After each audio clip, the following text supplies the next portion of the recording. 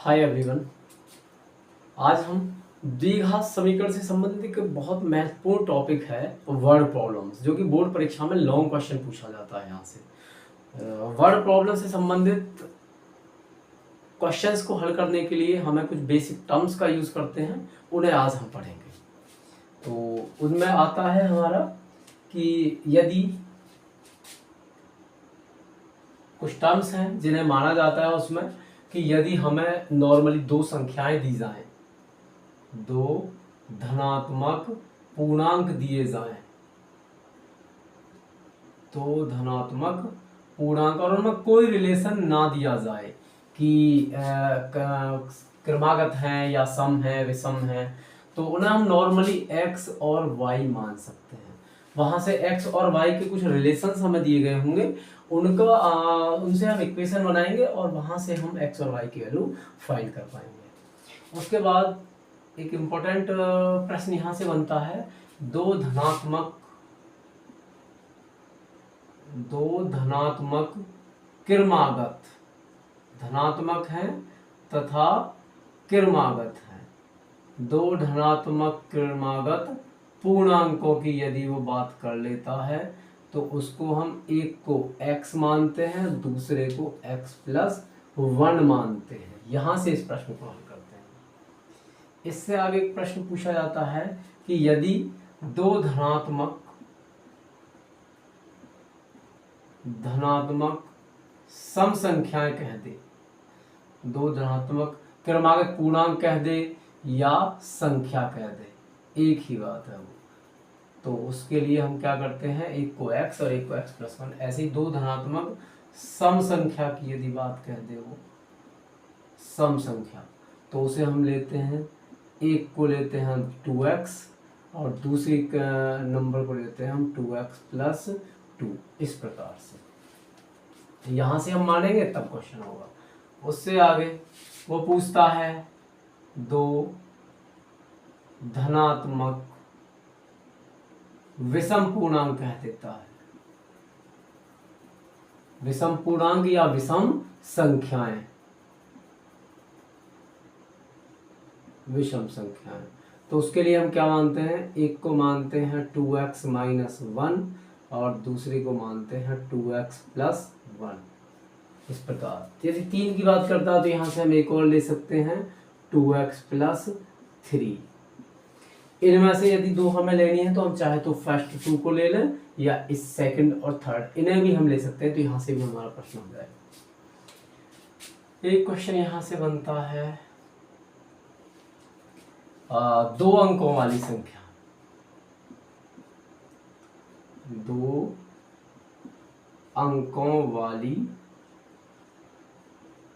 संख्या, इससे संबंधित प्रश्न भी 2024 की एक सेट में पूछा गया है बोर्ड परीक्षा में। तो जब दो अंकों वाली संख्या की बात करते हैं तो फॉर एग्जांपल यदि हम बात करते हैं, जैसे हमने एक संख्या ली जैसे 45, तो जब दो अंकों की बात कही है उसने, तो एक इसमें इकाई का अंक रहा होगा और एक दहाई का अंक रहा होगा।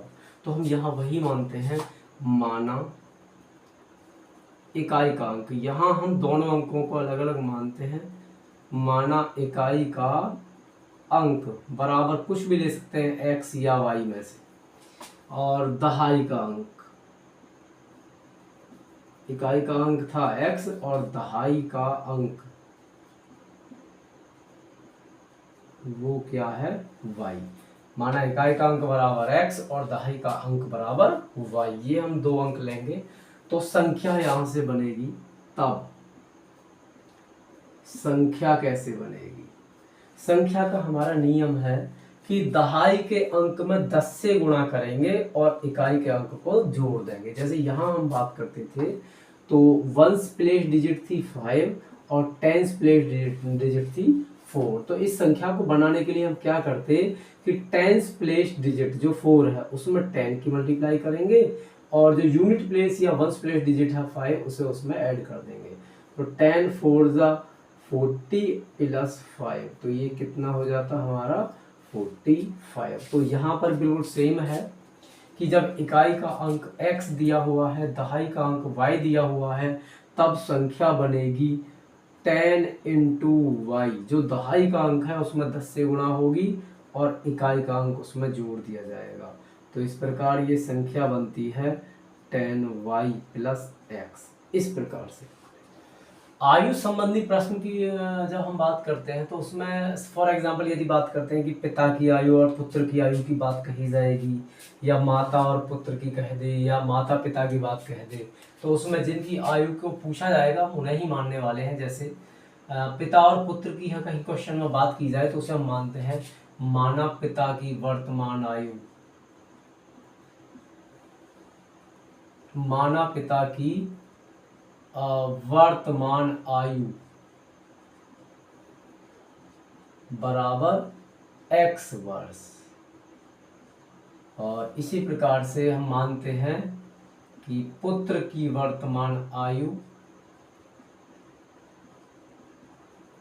पुत्र की वर्तमान आयु बराबर y वर्ष। इस प्रकार से हम मानेंगे तब प्रश्न हम सॉल्व कर पाएंगे। माना पिता की आयु बराबर x वर्ष और पुत्र की आयु बराबर y वर्ष। तब यहाँ से क्वेश्चन में दो तरह की कंडीशंस दी जाएंगी कि एक तो कहा जाएगा पश्चात, कि 5 वर्ष पश्चात, जैसे हम बात करते हैं 5 वर्ष पश्चात, या बाद भी कह सकता है उसे वो, कि 5 वर्ष बाद तब क्या होता है। देखिए सपोज करो हम एक एग्जांपल से इसे समझते हैं कि किसी बच्चे की यदि इस अभी या 10th क्लास में कोई बच्चा पढ़ रहा है और उसकी अब आयु है 15 वर्ष, 10th क्लास में कोई बच्चा पढ़ रहा है और उसकी अब आयु है 15 वर्ष, तो हम कहें कि 5 वर्ष बाद उसकी आयु कितनी हो जाएगी। तो ऑब्वियसली आप बता पाएंगे कि 5 वर्ष बाद उसकी आयु हो जाएगी 20 वर्ष।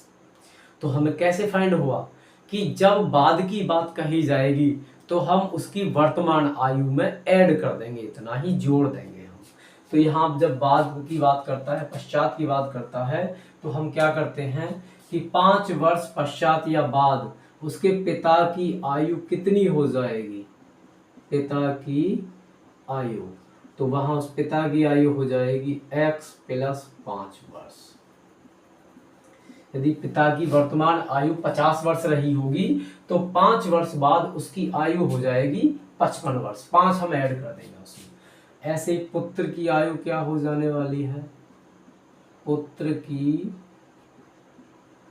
आयु तो वो हो जाएगी y + 5 वर्ष।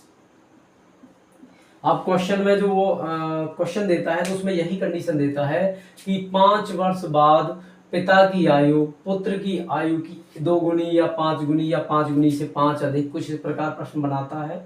तो हम क्या करते हैं, पिता की आयु अब x + 5 हो गई होगी। तो जैसे हम क्वेश्चन की बात करते हैं, यदि किसी क्वेश्चन में दे दिया जाए कि 5 वर्ष बाद पिता की आयु पुत्र की आयु की 2 गुनी हो जाएगी, तो यहीं से वो कंडीशन आती है कि 5 वर्ष बाद पिता की आयु हो गई होगी x + 5 और वो पुत्र की आयु कितनी होगी x + 5, उससे 2 गुनी रहेगी, तो गुणा 2, इस प्रकार से। तो यहाँ से हम कंडीशन को सॉल्व करते हैं। तो इस प्रकार मैंने एक एग्जांपल से इसे सीखा। आगे एक कंडीशन और यहाँ से बनाता है वो पूर्व, जैसे कह दे वो 3 वर्ष पूर्व, 3 वर्ष पूर्व या पहले, इस प्रकार यदि कोई बात करता है या कोई कंडीशन क्वेश्चन में देता है तब हम कैसे सॉल्व करेंगे। तो तब हम फिर से इसे एक एग्जांपल से समझते हैं।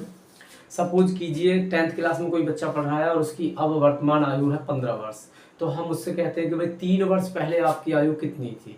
तो ऑब्वियसली वो बता पाएगा कि मेरी आयु 3 वर्ष पहले 12 वर्ष थी, या किसी की इस वर्ष एज है 17 वर्ष और मैं उससे कह दूं कि भाई 2 वर्ष पूर्व तुम्हारी आयु कितनी थी, तो ऑब्वियसली बताएगा कि 2 वर्ष पहले मेरी आयु थी 15 वर्ष। तो यहाँ से हमें पता चला कि जब पूर्व की बात करता है तो हम उतना ही उसकी वर्तमान आयु से माइनस कर देते हैं। यदि 2 वर्ष पूर्व कहेगा तो यदि वर्तमान आयु x है तो 2 वर्ष पूर्व उसकी आयु होगी x - 2। तो यहाँ क्वेश्चन में यदि हमें माना है कि यदि 3 वर्ष पूर्व की बात कहता है तो 3 वर्ष पूर्व पिता की आयु, 3 वर्ष पूर्व पिता की आयु वो हो गई होगी x - 3। वर्तमान आयु x है, तो अब से 3 वर्ष पहले होगी x माइनस 3 ईयर्स। और इसी प्रकार पुत्र की आयु 3 वर्ष पूर्व पुत्र की आयु हो गई होगी y माइनस 3, पिता की आयु हो गई होगी, वर्तमान आयु x है तो x माइनस 3, और इसी प्रकार 3 वर्ष पूर्व पुत्र की आयु हो गई होगी y माइनस 3। तो यहां से वो कंडीशन बना देता है। कभी कभी कहता है कि 3 वर्ष पूर्व पिता की आयु पुत्र की आयु की 5 गुनी थी, तो वहां हम क्या करते हैं कि 3 वर्ष पूर्व पिता की आयु कितनी थी x माइनस 3, और वो पुत्र की आयु कितनी थी y माइनस 3, उसकी कितनी थी वो 5 गुनी। तो हम इस प्रकार करते हैं कि पिता की आयु 3 वर्ष पूर्व, पुत्र की आयु उस समय जो पुत्र की आयु रही होगी उसकी 5 गुनी थी, इसे हम सॉल्व करते हैं। तो इस प्रकार हमें दो कंडीशंस दी जाती हैं आयु संबंधी प्रश्नों में, कि बाद की उम्र की बात करता है वो और पूर्व की, वहां से कंडीशन देता है। तो सबसे पहले इन प्रश्नों में हम वर्तमान आयु मानते हैं, जैसे पिता की आयु को वर्तमान आयु को हमने माना x वर्ष और पुत्र की वर्तमान आयु को हमने माना y वर्ष। द्विघात समीकरण में वर्ड प्रॉब्लम संबंधित एक प्रश्न और पूछा जाता है, भिन्न संबंधित प्रश्न, फ्रैक्शन रिलेटेड क्वेश्चन। तो उसमें वो पूछता है कि कोई भिन्न है जिसके अंश में ये कर दिया जाए तो भिन्न इतनी हो जाएगी, या हर में इतना जोड़ दिया जाए घटा दिया जाए तो भिन्न ये हो जाएगी। इस प्रकार से वो क्वेश्चन बनाता है। तो उसमें हम मान के चलते हैं कि माना भिन्न x बटे y है, उस भिन्न में हम मानेंगे उसे माना भिन्न बराबर x बटे y, जहां पर x अंश होता है, न्यूमरेटर होता है, x क्या होता है अंश या न्यूमरेटर बोल सकते हैं, और y क्या होता है वहां पर y हर होता है, जिसे हम डिनोमिनेटर बोलते हैं।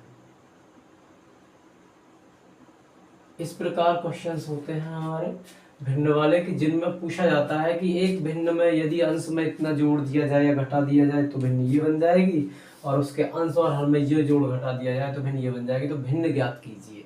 तो उस प्रश्न को हम स्टार्ट करते हैं कि माना भिन्न x बटे y है, जहां x अंश होता है y हमारा हर होता है। तो यहाँ से प्रश्न में क्वेश्चन दिया जाता है, अक्सर कंडीशन देगा कि यदि भिन्न के अंश में इतना जोड़ दिया जाए, जैसे सपोज करो हम कहते हैं कि अंश में 2 जोड़ दिया जाए और हर में कोई परिवर्तन नहीं करें, तो हम कंडीशन बनाएंगे कि x प्लस 2 बटे वाई, और मैं एग्जांपल लेता हूँ, सपोज करो कहते कि भिन्न 1 बटे 2 हो जाती है।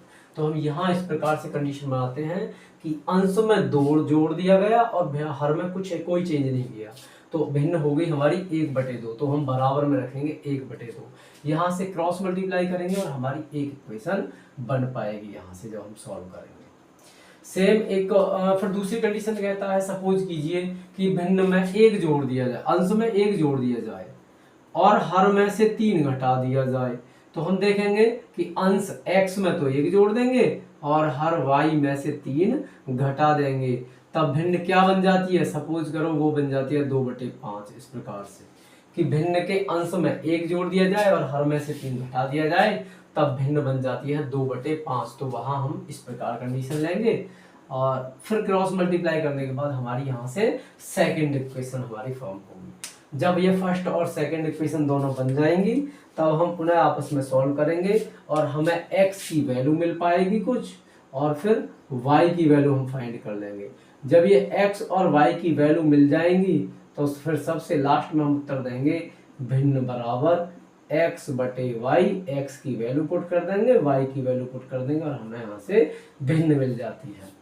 तो जो फ्रैक्शन वाले क्वेश्चन हैं, वर्ड प्रॉब्लम्स है कोई क्वाड्रेटिक इक्वेशन में, उन्हें हम इस प्रकार से सॉल्व करेंगे। द्विघात समीकरणों में वर्ड प्रॉब्लम से संबंधित कुछ प्रश्न बोर्ड परीक्षा में पूछे जाते हैं, बहुत इंपॉर्टेंट प्रश्न है।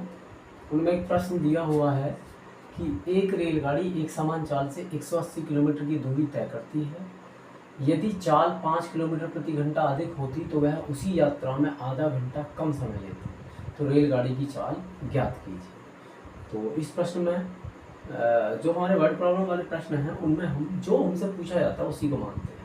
तो यहाँ इसने कहा है रेलगाड़ी की चाल ज्ञात कीजिए, तो हम वही रेलगाड़ी की चाल मानेंगे।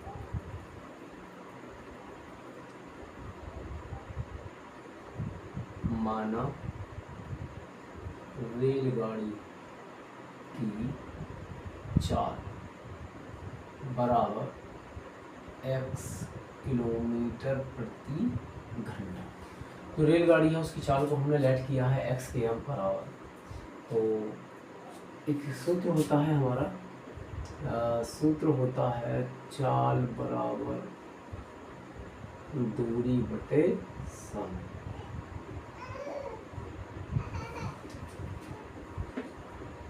चाल यानी स्पीड बराबर होता है डिस्टेंस अपॉन टाइम। यहाँ से क्रॉस मल्टीप्लाई करेंगे तो s इंटू टी इक्वल्स हो जाएगा d, और यदि हम यहाँ से टाइम का फॉर्मूला फाइंड करना चाहें तो टाइम इक्वल्स होगा डिस्टेंस अपॉन स्पीड। तो प्रश्न अनुसार अकॉर्डिंग टू क्वेश्चन में उसने कहा है कि एक समान चाल से 180 किलोमीटर की दूरी तय करती है। तो जो दूरी दी हुई है, कुल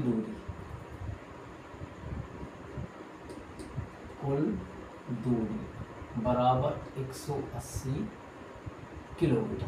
तो यदि उसकी चाल x किलोमीटर प्रति घंटे है, कुल दूरी 180 किलोमीटर है, तो रेलगाड़ी द्वारा लिया गया समय, तो रेलगाड़ी द्वारा लिया गया समय 180 किलोमीटर जाने में रेलगाड़ी द्वारा लिया गया समय, उसका नाम हम T1 कर देते हैं। T1 इक्वल्स फॉर्मूला है डिस्टेंस अपॉन स्पीड। तो यहाँ डिस्टेंस कितनी है 180 किलोमीटर और स्पीड है उसकी x। तो यहाँ से T1 इक्वल्स हो जाएगा 180 अपॉन x। कौन है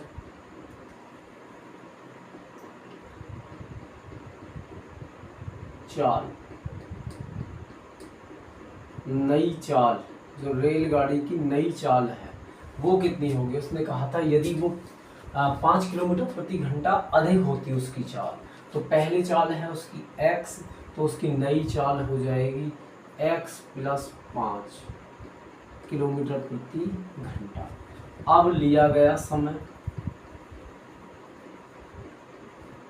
यदि उसकी चाल ज़्यादा है तब लिया गया समय, उसका नाम हम T2 कर देते हैं। तो वो कितना आएगा, डिस्टेंस, लिया गया समय का फॉर्मूला है डिस्टेंस अपॉन स्पीड। तो डिस्टेंस अभी भी 180 किलोमीटर है, लेकिन स्पीड अब हो गई है x प्लस 5। ये इक्वेशन सेकेंड। अब क्वेश्चन में किया था कि यदि उसकी चाल 5 किलोमीटर प्रति घंटे ज़्यादा होती तो उसी यात्रा को वह आधा घंटे कम समय में पूरी कर लेती। तो यहाँ पर पहले लिया गया समय बाद वाले समय से आधा घंटा ज़्यादा है, तो हम तब T1 माइनस T2 इक्वल्स 1/2। जो पहला समय है उसमें से यदि मैं दूसरे समय को, बाद वाला जो समय T2 है उसे माइनस कर दें तो 1/2 हमें प्राप्त होगा। यहाँ से T1 की वैल्यू है 180 अपॉन x माइनस T2 की वैल्यू है 180 अपॉन x प्लस 5 और इक्वल्स है 1/2। यहाँ से 180 हमें कॉमन आ जाएगा, तो ये बचेगा 1/x minus 1/x plus 5 equals 1/2। इससे आगे अब हम सॉल्व करेंगे तो वो है 180 इंटू, यहाँ पर ये अपॉन में x है, यहाँ पर x प्लस 5 है, दोनों का एलसीएम लिया जाए तो वो हो जाएगा x इंटू एक्स प्लस 5। तो x प्लस 5 की मल्टीप्लाई यहाँ 1 में होगी, तो ये हो जाएगा x प्लस 5 और ये माइनस और ये मल्टीप्लाई होगी उधर जाकर x, और क्या आ जाएगा 1/2। इस x से x कैंसिल होगा तो ये हो जाएगा 180 इंटू 5 अपॉन में मल्टीप्लाई करेंगे तो ये हो जाएगा x स्क्वेयर प्लस 5x और इक्वल्स होगा 1/2। यहाँ से हम क्रॉस मल्टीप्लाई करते हैं तो x स्क्वेयर प्लस 5x की मल्टीप्लाई 1 में होगी, तो ये हो जाएगा x square plus 5x equals ये हो जाएगा 180 इंटू 5 तो ये 900 और ये 900 इंटू 2 तो ये हो जाएगा 900 इंटू 2। उसे इधर लेके आएंगे हम तो एक्स स्क्वेयर प्लस 5x ये हो जाएगा 1800 इक्वल्स 0। जब उसे इधर ट्रांसपोज करेंगे तो वो माइनस में हो जाएगा। अब ये एक द्विघात समीकरण है और द्विघात समीकरण के हम गुणनखंड करेंगे। तो यहाँ देखिए एक्स स्क्वेयर का गुणांक 1 है और कांस्टेंट टर्म हमारी 1800 है। मल्टीप्लाई करने पर हमें आ जाएगा 1800 और यहाँ ये दिया हुआ है माइनस कि 1800 के ऐसे दो फैक्टर हम देखेंगे कि उन्हें माइनस कर दें तो 5 आ जाए। तो 1800 के हम फैक्टर कर लेते हैं तो वो आएंगे 1800 बराबर 2 दूनी 4 4 दूनी 8 8 तिया 24 24 ती 72 72 पंजे होते हैं 360 और जी 360 पंजे होते हैं 1800। तो 1800 के फैक्टर्स हमारे ये आएंगे। अब हमें इनमें से छांटना है कि ऐसे दो फैक्टर बनाने हैं कि माइनस करने पर 5 आ जाए। तो यहाँ से होगा इन्हें हम एक साथ ले लेते हैं। ये 5 ती 15 ती 45 और बाकी बचा 2 दूनी 4 दूनी 8 पंजे 40। तो हमारे दो फैक्टर यहाँ से होंगे 45 और 40। इनकी यदि हम मल्टीप्लाई करते हैं तो 1800 आएगा और 45 में से हम 40 को माइनस कर दें तो हमें ये 5 प्राप्त हो जाएगा। तो अब इसके फैक्टर होंगे x square plus 45 x minus 40 x minus 1800 बराबर 0। आगे हम सॉल्व करते हैं तो x square plus 45 x minus 40 x minus 1800 बराबर 0। यदि मैं इन दोनों की बात करता हूँ तो यहाँ पर x कॉमन आ जाएगा तो बचेगा x प्लस 45 माइनस का आगे यदि हम 40 को कॉमन कर लें तो बचेगा x और ये बचेगा 45 बराबर 0। अब ये ब्रैकेट हमारे सेम हैं, इन्हें हम कॉमन करेंगे तो x प्लस 45 कॉमन तो बचेगा x माइनस 40 बराबर 0। तो यहाँ से ये दो हमें फैक्टर्स इसके मिले हैं। इन फैक्टर्स को हम बारी बारी से 0 के बराबर रखेंगे तो वहाँ से हमें x की वैल्यूज़ फाइंड होंगी। पहले हम बात करते हैं यदि x प्लस 45 बराबर 0 हम रखें तो x बराबर माइनस 45 हमें मिलेगा। और x क्या लिया था हमने, रेलगाड़ी की चाल, और चाल कभी नेगेटिव नहीं होती तो ये हो जाएगा हमारा अनएडमिरेबल m1। तो क्या होगा, इस बार हम इस ब्रैकेट को 0 के बराबर रखेंगे तो हम लिखेंगे यदि x माइनस 40 बराबर 0 तो x बराबर 40। तो यहाँ से हमें रेलगाड़ी की चाल होगी, रेलगाड़ी की चाल,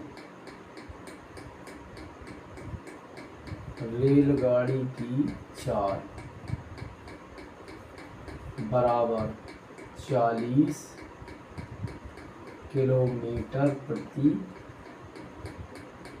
घंटा। तो यहाँ से हमें रेलगाड़ी की चाल मिली 40 किलोमीटर प्रति घंटा। इस प्रकार हम अब हम अपने उत्तर की जांच भी कर सकते हैं। वो हम कैसे करेंगे कि क्वेश्चन के ही अकॉर्डिंग हम बात करेंगे। उसे जाना था 180 किलोमीटर और उसकी चाल है 40 किलोमीटर प्रति घंटा। तो यहाँ से हम देखेंगे, यही कर लेते हैं हम, 180 किलोमीटर जाना है तो समय बराबर होता है दूरी बटे चाल। इसे मैं सॉल्व करता हूँ तो यह आएगा 4 4 जा 16 और 4 4 जा 16 तो यहाँ 2 बचा, पॉइंट लगा दिया और 4 5 जा 20, यानी 4.5 घंटे समय आया। यदि उसकी चाल 40 किलोमीटर प्रति घंटा है तो उसे समय लगेगा 4.5 घंटे। अब उसने कहा यदि चाल 5 किलोमीटर प्रति घंटे बढ़ा दी जाए तो अब चाल उसकी हो जाएगी 45 किलोमीटर प्रति घंटे। तब उसको समय कितना लगेगा वो हम देखते हैं। तो 45 से इसमें डिवाइड होगा 4। तो अब समय कितना लिया उसने 4 घंटे। पहले जब 40 की स्पीड थी ट्रेन की तो उसने समय लिया था 4.5 घंटे, और यदि उसकी स्पीड 5 किलोमीटर प्रति घंटे बढ़ा दी तो स्पीड होगी 45, और तब समय कितना लिया 4 घंटे। यही उसने कहा था यदि स्पीड 5 किलोमीटर प्रति घंटे ज़्यादा होती तो उसी यात्रा में वह आधा घंटा कम समय लेती, तो उसने आधा घंटा कम समय लिया है। पहले 4.5 घंटे की जर्नी थी और अब जर्नी है 4 घंटे की। तो इस प्रकार हम उत्तर की जांच कर पाएंगे। तो अतः रेलगाड़ी की चाल बराबर 40 किलोमीटर प्रति घंटा। इस प्रकार हम इस क्वेश्चन को सॉल्व करते हैं। वर्ड प्रॉब्लम से संबंधित जो प्रश्न हमारी बोर्ड परीक्षा में पूछे जाते हैं तो अब हम उन्हें सॉल्व करते हैं। एक प्रश्न है जो बोर्ड परीक्षा 2021-22 में 2 बार पूछा गया है कि 2 संख्याओं के वर्गों का अंतर 180 है, छोटी संख्या का वर्ग बड़ी संख्या का 8 गुना है, तो संख्याएं ज्ञात कीजिए। तो यहाँ पर हमें 2 संख्याओं की बात कही गई है, लेकिन उसमें ना तो सम संख्या कहा गया, ना विषम, ना धनात्मक, ना क्रमागत। तो इस प्रकार हमें नहीं दिया गया है, तो हम दोनों संख्याओं को एक को x मानेंगे और एक को y। तो यहाँ 2 संख्याएं हैं, एक छोटी है एक बड़ी है। तो हम मानते हैं कि माना बड़ी संख्या एक संख्या बड़ी होगी एक छोटी होगी। तो बड़ी संख्या को हम x मानते हैं तथा छोटी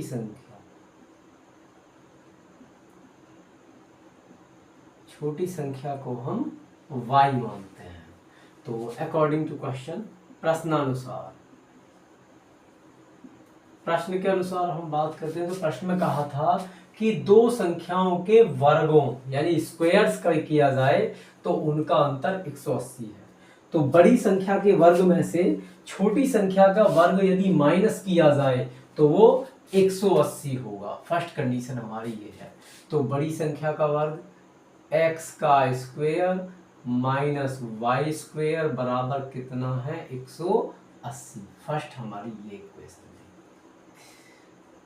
तथा दूसरी कंडीशन में क्या कहा है कि छोटी संख्या का वर्ग, छोटी संख्या कौन सी है हमारी y है, तो इसका स्क्वायर कितना है बड़ी संख्या का 8 गुना।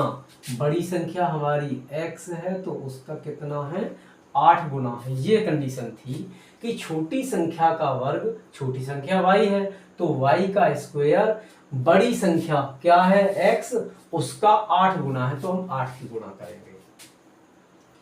यहां से कभी कभी वो कहता है कि बड़ी संख्या का वर्ग छोटी संख्या के 8 गुने से सपोज करो कि 25 अधिक है, तो अधिक करने के लिए हम इसमें +25 करते, और यदि कहता कि 5 माइनस है तो हम यहाँ कर देते -5। तो इस प्रकार हम करते हैं।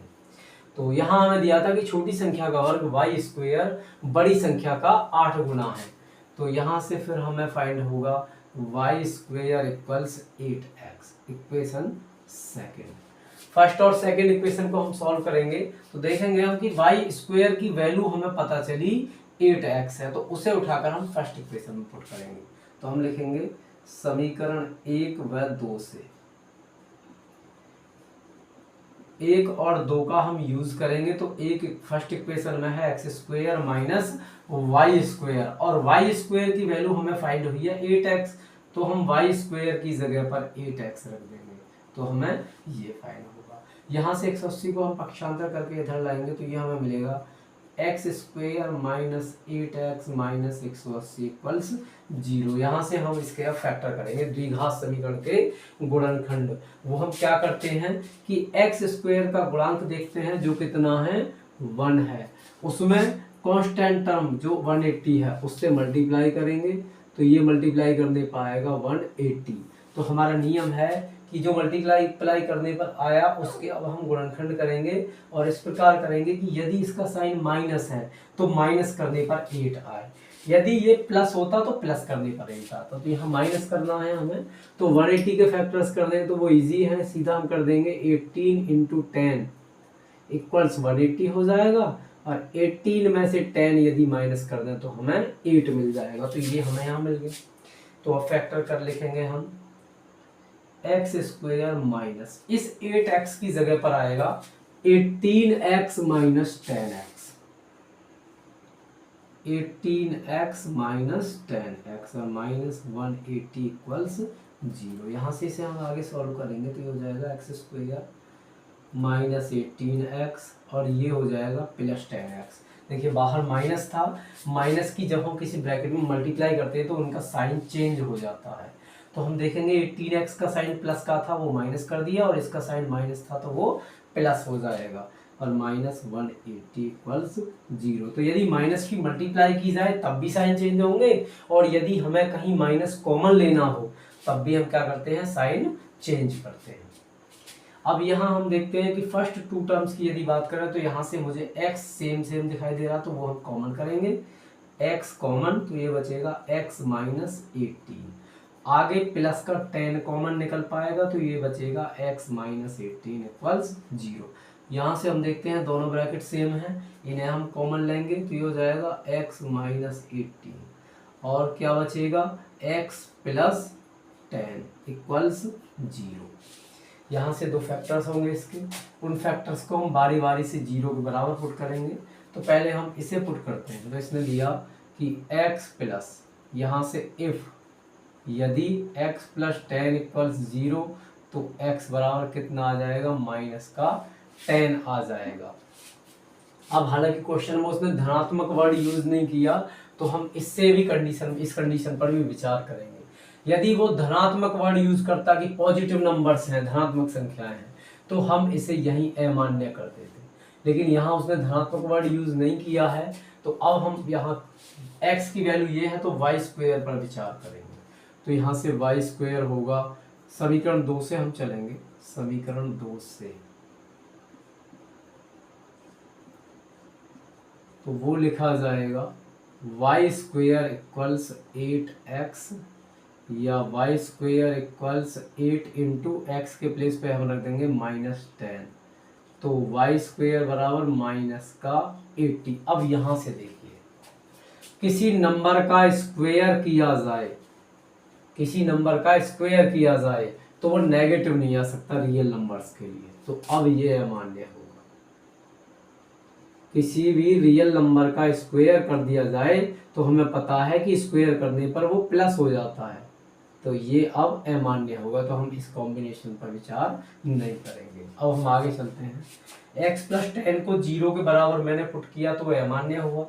अब x माइनस 18 की बारी, यदि x माइनस 18 इक्वल्स 0 तो यहाँ से 18 का ट्रांसपोज करेंगे तो यहाँ से x की वैल्यू हमें फाइंड होगी 18, इस बार प्लस 18 है। तो सेकंड इक्वेशन से हम y की वैल्यू फाइंड करेंगे, तो हम फिर से लिखेंगे समीकरण 2 से y स्क्वायर बराबर है 8x तो ये हो जाएगा 8 इंटू 18 और इक्वल्स 144। तो यहाँ से y स्क्वायर इक्वल्स 144 या y बराबर हो जाएगा प्लस माइनस रूट 144 और 144 का स्क्वायर रूट होता है 12। तो यहाँ से y की दो वैल्यूज फाइंड होंगी। तो अतः अब हम बताएंगे संख्याएं, अतः संख्याएं हमारी होंगी कि x की वैल्यू तो 18 है, कॉमा दूसरी संख्या y हमारी कितनी है 12 है।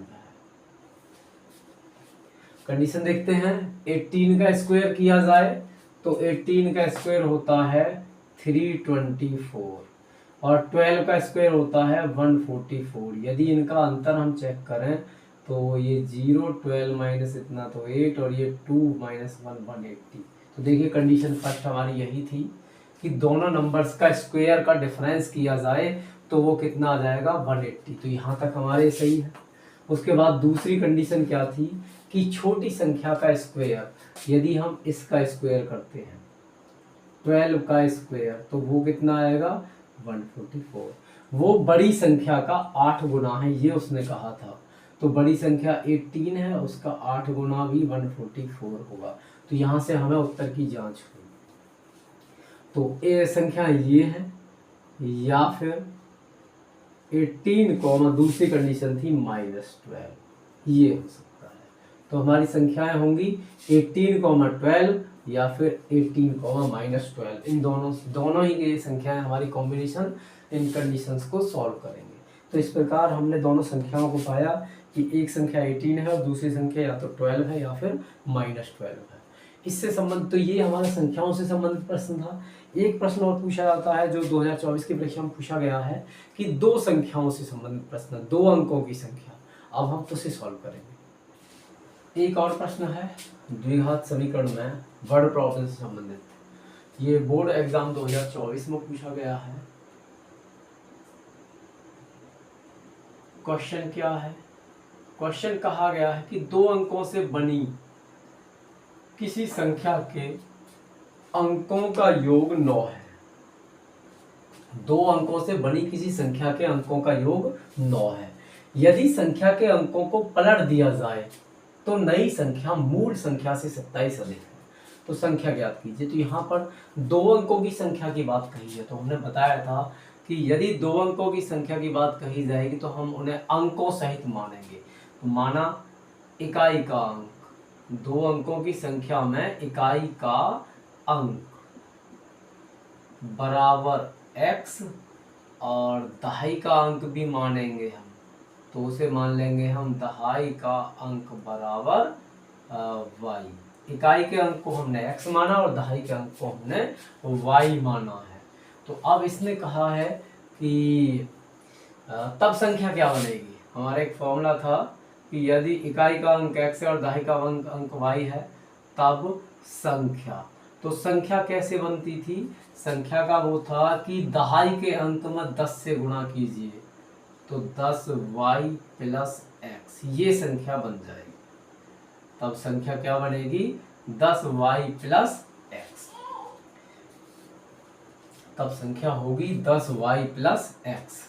यहाँ से क्वेश्चन है कि यदि संख्या के अंकों को पलट दिया जाए। देखिए संख्या कितनी है? 10y + x है। उसने कहा अंकों को पलट दिया जाए, अर्थात इकाई के अंक की जगह दहाई का अंक भेज दें और दहाई के अंक की जगह इकाई का अंक। तब संख्या यहाँ से देखिए क्या बनेगी। यदि अंकों को पलटा जाए तो संख्या बन जाएगी 10x + y। ठीक है, तो यहाँ मूल संख्या कितनी है? 10y + x। अब हम क्वेश्चन के अकॉर्डिंग बात करते हैं। तो फर्स्ट कंडीशन है अकॉर्डिंग टू क्वेश्चन, उसने कहा अंकों का योगफल, संख्या के अंकों का योगफल 9 है, अर्थात अंक हैं x और y, तो दोनों का योगफल 9 है। Equation first. तथा